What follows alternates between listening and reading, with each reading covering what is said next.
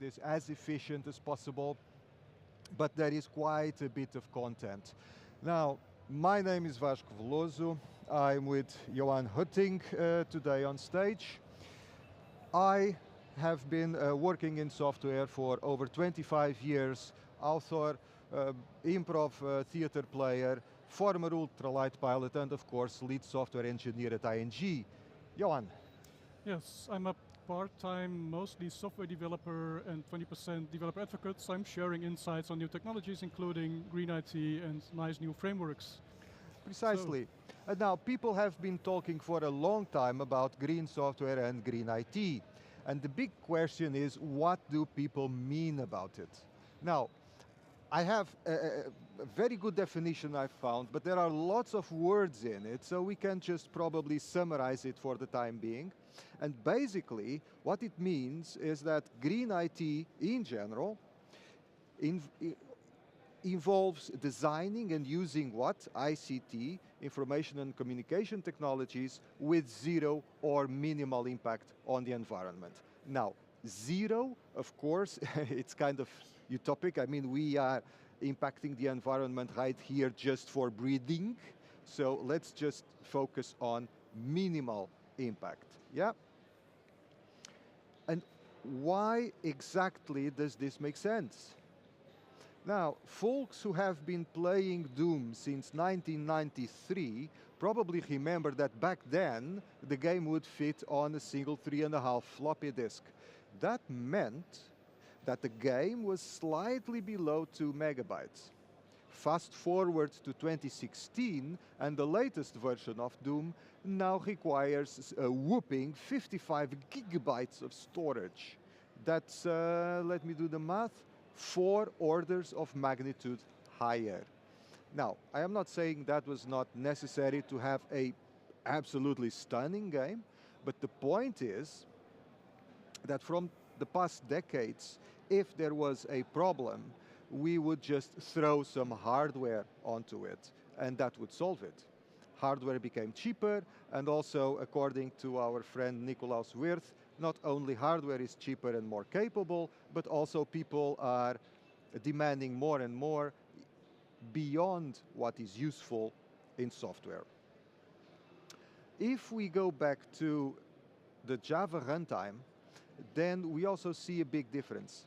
Nowadays, if you change nothing with the latest Java runtime engines, it will default a maximum heap size, which in other words means the maximum amount of memory that your app can use, to 25% of the available system memory, regardless of how high that is. Now, that is not a problem per se, but it just goes to show the expectation. Applications are expected to use a lot of memory. Now, hardware has been growing in size, in compute capabilities, and people have been rushing to take advantage of those new capabilities. I am not sure if you folks are aware of the bigger desk syndrome. If you have a small desk, you feel it's full, so you buy a bigger one, and within 1 week it's full again. Whenever we get more space, we tend to use it. And that's a problem. If we look at forecasts about emissions, and forecasts, you know how they work. Forecasts are like belly buttons. Everybody has one, they're all different. Some people, by 2030, they say that ICT will account for 23% of the global amount of emissions. Other folks are more optimistic and say that by 2040, ICT will account for 14% of global emissions. Now, this does not sound much, 14%, but just to put it in perspective, today, 2025, or sorry, these numbers are from 2024, the entire transportation industry is responsible for approximately 14% of the global emissions today. So think about it, in a few years, ICT, if we do nothing, will be emitting as much carbon dioxide equivalent as the whole transportation unit industry today. Try to wrap your head around it, because that's something. And what can we do about it today? Because there is some low-hanging fruit that we can already start considering in our applications nowadays. And what kind of approaches are we suggesting that you should think about? Now, let's talk about networking. Often we forget that the simple transmission of data requires energy. If it requires energy, it means that, well, it needs to be produced. If it needs to be produced, there are emissions involved in producing the energy, there are emissions involved in building the networking equipment, cables, etc. So, as with a lot of things, less is better. Low-hanging fruit, rationalize data transmission. Either transmit less data by default. For example, let's say that your service serves entities with, I don't know, 20 different attributes. If you don't send all 20 by default, but allow your clients to specify exactly which bit of data they are interested in, you are already saving traffic and lowering your network usage. You may also consider, if you don't need your traffic on the wire to be human readable, switching, for example, from a JSON to a binary format. gRPC is also a possibility. And you can see even bigger differences if you are currently using XML, which is verbose as it gets. The other two pieces of advice are pretty standard in web and front-end application development these days, but it's still worth remembering the value of caching static data and compressing data over the wire. Not only it leads to, as we all know, lower latency from a user's perspective, but it also leads to less data transmission. Scalability and elasticity, they go hand in hand these days. Of course, the target is always to implement stateless applications as much as possible so that we can scale them up and down based on demand. And by scaling them down when there is less demand, then of course that means less compute usage and less emissions. If possible, if you are running, for example, batches, then you can always schedule them at a time of day when electricity is being produced from sources that emit less CO2 equivalents. And of course, software efficiency by itself. The most important piece of advice is to use asynchronous network calls, because then you are not holding CPU threads and you are allowing other tenants on that CPU, on that server, to make use of the CPU resources. And of course, use different techniques to optimize CPU and storage utilization, being one of those techniques in the Java world, the possibility of running applications in native mode. As Johan is about to demonstrate, applications in native mode, they use less storage, they use less memory, and they are also faster when it comes to startup times. I've been talking a lot. Johan will go ahead and show you the interest stuff, which is, I will also try to talk a lot and break stuff on my computer, so let's switch to the application itself, because I don't know if anyone here writes Hello World for their daily work, but I don't. So because we want to measure some stuff, we actually built a real world-like application to measure different frameworks like Micronaut, Spring, and Quarkus. So the one I'm showing now is Quarkus, but they're basically all the same. We've built a object in a model to return. We build a database. So in this case, it has 3 fields: simple task, database. You pick it up. It's the same in Micronaut, same in Spring, same in Quarkus. They're all identical frameworks with different perspectives. And of course, you also call them with a REST endpoint, and in this case also transform them. because that's what you typically do. You get data either from a service or a database, do something with it, some business logic, and then move on. And you know what your typical application as a jar does.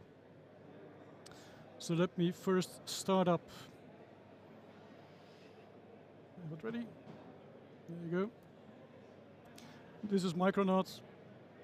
And what I'm going to show you is what happens if we stress test it. We use a tool called Hey for it, and to look at it, we use a tool called Visual VM. So anyone here knows Visual VM, I hope? Good. If you don't know it, go check it out, because it's really, really useful. It gives you insight in CPU, memory, threading. And as you can see here, I already started the application up. It's in my list now. And if you export the statistics, you can actually read them up. So you get a monitor, and as you can see here, Micronaut, even as a jar, doesn't use a lot of memory. Now, oops, don't open that one. Let me see. This was Micronaut, so I will now start a small performance test. And what we did, because if you call the same, like Hello World, call the same URL every time, the JVM will start caching it. That's not useful. So what we did is we actually added 130, maybe more, examples of the tasks in the database and start calling them. And because it's random, you will get a different example back every time, so it can't be cached within the JVM. In this case, it gets 30,000 TPS, just running locally on an H2 database. Now, I enabled Visual VM, so it started looking at this process, and as you can see here, it does bob up quite a bit in CPU. It's effective, it doesn't use too much memory, but it does eat up a lot of CPU and then bobs down. What's better for an application, and this is because you're using the JVM, is that it's more stable. Well, how to do that? We can use GraalVM to build a native application and start using that to call up the information. Now, another thing is that, as you can see here, these are all pre-built applications with native. They do become smaller. You can think like, hey, this is still 155 megabytes for Spring, but that's including all of the JVM. I don't need a JVM to run this at this point. If you look at Quarkus and at Micronaut, they're even much smaller because they're optimized to run natively.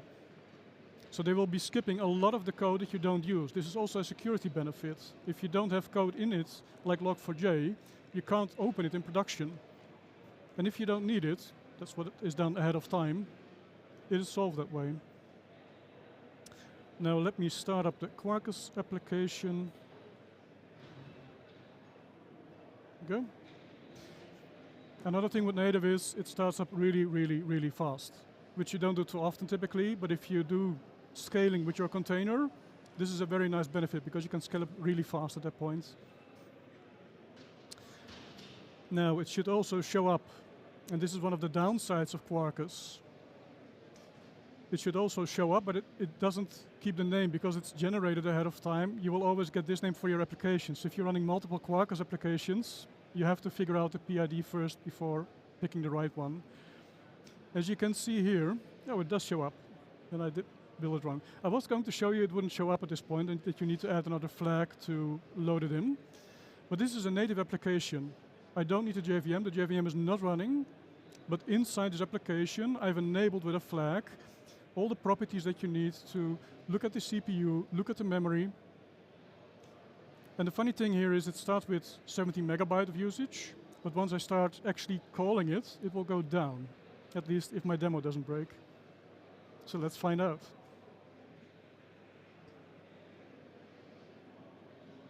So again, I'm running the Hey application that does 250,000 calls randomly on tasks. It's done now.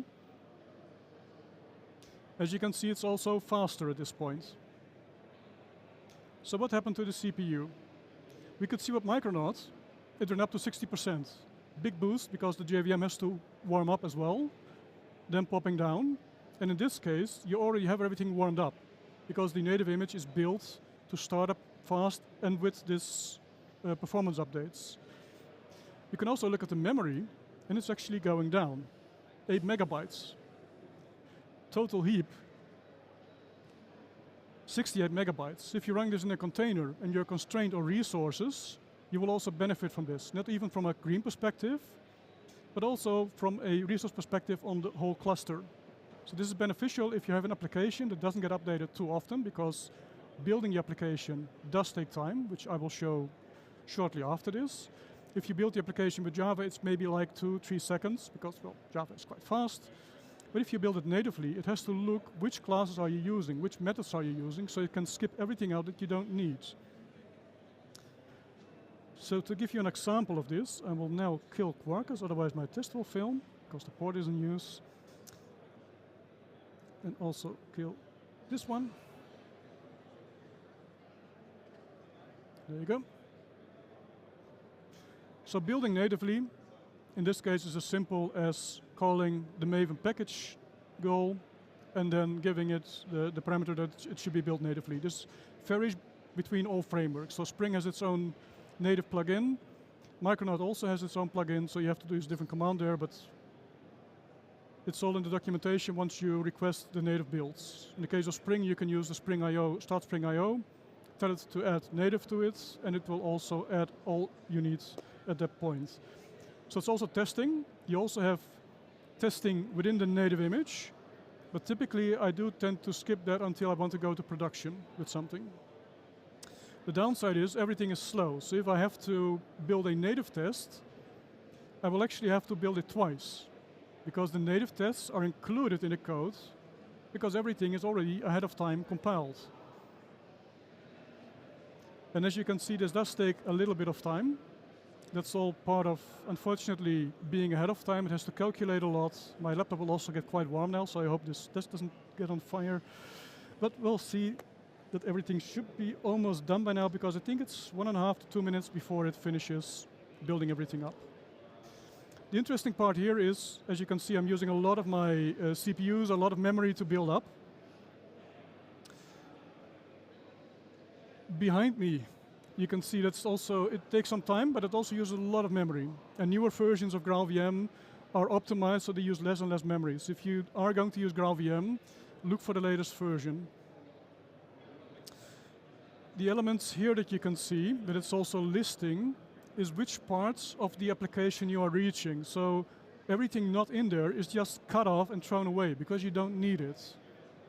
That sounds nice, but the downside of Java is that you can do a lot of things in runtime. So sometimes you have to tell GraalVM that it has to incorporate those. Because if it doesn't, you start the application and one of your classes or methods is missing. And this is typically the case with libraries, including stuff like Logstash, Netty, that might give you some issues. As you can see here, the total build was 1 minute 36 seconds. So normally it would be like 2 seconds or 3 seconds. But now I do have a native image, and it's in my target directory.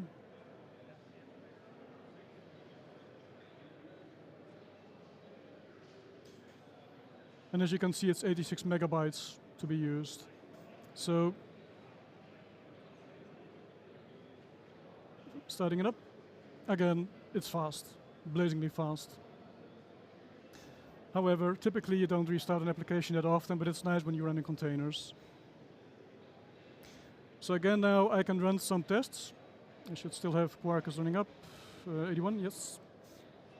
I will also start up Spring after this, and then we will move on to the measurement part, which Vasco will take over. One thing to keep in mind is that sometimes when you're doing tests like this, you also have to warm up the application. And unfortunately, I didn't update the application, so here you go. You don't see anything now, but I will run it again, because it's fast anyway.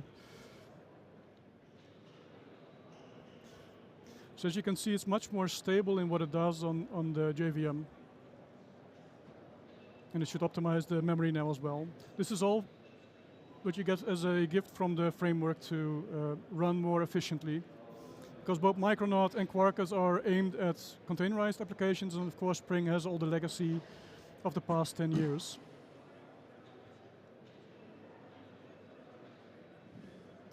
That's not the one I wanted to kill, that's the one I wanted to kill.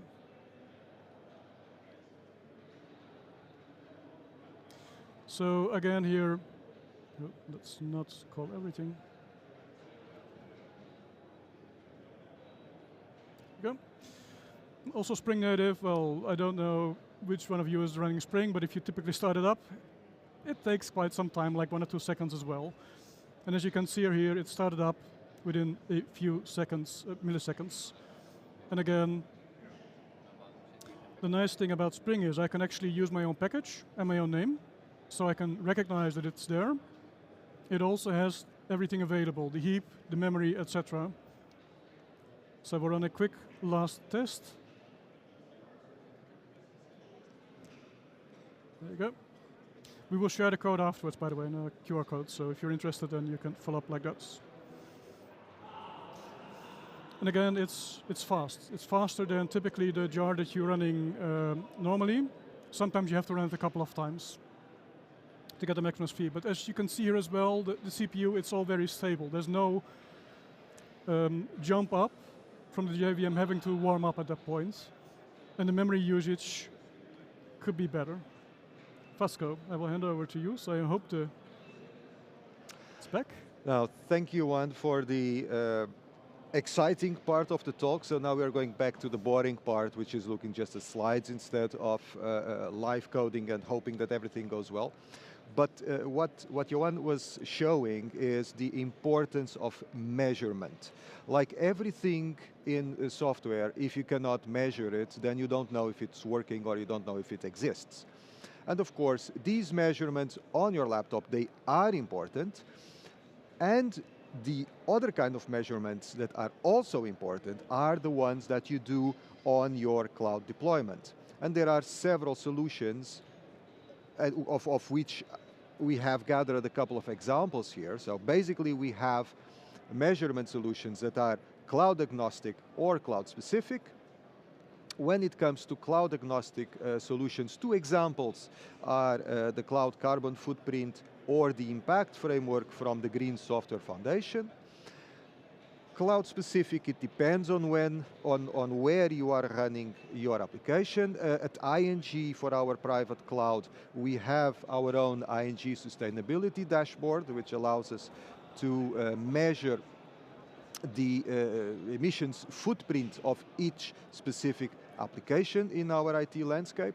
But for the public cloud, and ING also has workloads in the public cloud, each major provider has their own dashboard for measuring their carbon footprint. Just keep in mind that whenever you measure, you need to establish first your baseline, meaning no optimizations, you know your application behavior, you make your changes, and you measure again. A very important little piece of information to keep in mind is that the absolute figure, the absolute number in terms of emissions may, in most cases, not be sufficient because you may be optimizing your application to make it handle more requests, more transactions with the same footprint. And then in that case, because you are handling more traffic, then it is more efficient. The Green Software Foundation came up with a proposal for calculating the software carbon intensity, which basically translates to having the application's total amount of emissions and dividing that total by the amount of transactions or the amount of requests, whatever unit of work the application uses that can be measured independently.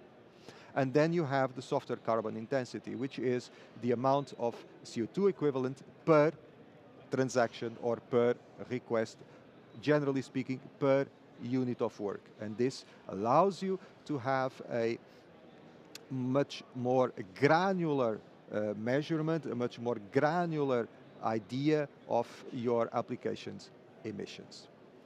Now, that being said, we have covered the low-hanging fruit. We have seen nice examples of native code. We could not show everything, so all the code that Johan has used is on this repository. I think the URL is visible. Yes, it is. If you want to reach out to us, these are our socials. We are also going to be around for the remaining of the day, so you can try to look us up. We unfortunately do not have sufficient time for questions right now, but then again, do look us up if you want to talk to us. And that being said, we appreciate the time you have taken to come and listen to us, and we hope that you have a brilliant day at Devworld. Thank you so much.